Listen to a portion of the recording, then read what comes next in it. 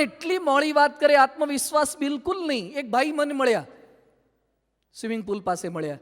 મેં કીધું ચાલો સ્વિમિંગ પુલ સરસ છે તો પડો બધા. મને કે મેં નક્કી કર્યું છે જ્યાં સુધી તરતા ના આવડે ને ત્યાં સુધી પાણીને અડવું નહીં.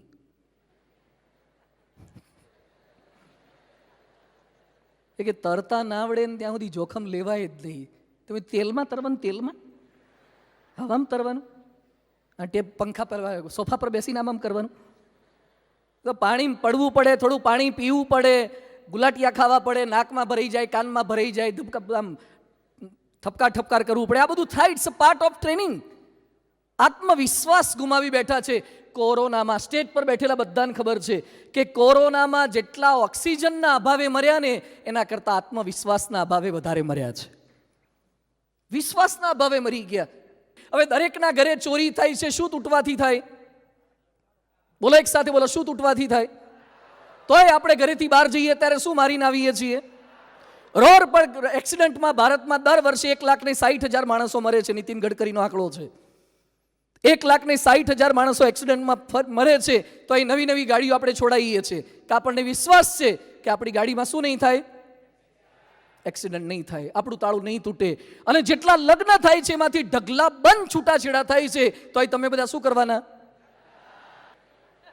કેમ કરવાના? કેમ કરવાના? કારણ કે તમને શું છે? વિશ્વાસ છે કે આપણે તો વાંધો સામેવાળાને આવશે. વાંધો સામેવાળાને આવશે. તો વિશ્વાસ સાથે આત્મવિશ્વાસ, જિંદગીની એક ક્ષણ એવી લાવો કે જેમાં વિશ્વાસ વગર ચાલે.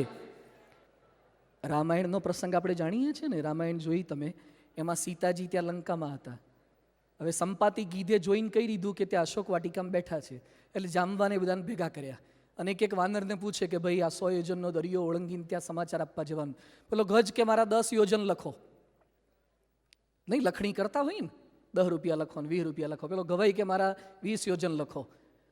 અંગદને કીધું તારા? એ કે 100 યોજન કૂદી જઈશ પણ રિટર્નનું નક્કી નહીં. કે ત્યાં કંઈ રિસેપ્શન પાર્ટીમાં થોડો મોકલવાનું છે. સમાચાર આપીને પાછા આવે. હનુમાનજી નીચે બેઠા હતા, એકદમ હંતાઈને બેઠા હતા. જેમ આપણને સ્કૂલમાં સર પૂછે ને જવાબ ન આવડતો હોય તો નીચે જોઈને કેવું એક્ટિંગ કરી, આમ કોકની પીઠ પાછળ હંતાઈ જઈએ. હનુમાનજી ચૂપ બેઠા હતા.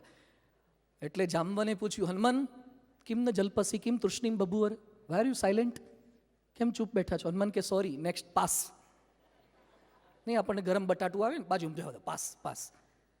હનુમાન તારે આ દરિયો ઓળંગવાનો છે. કે જવા દો ને યાર, હોય યોજન મારાથી ના થાય, આ તકલીફ થઈ જાય.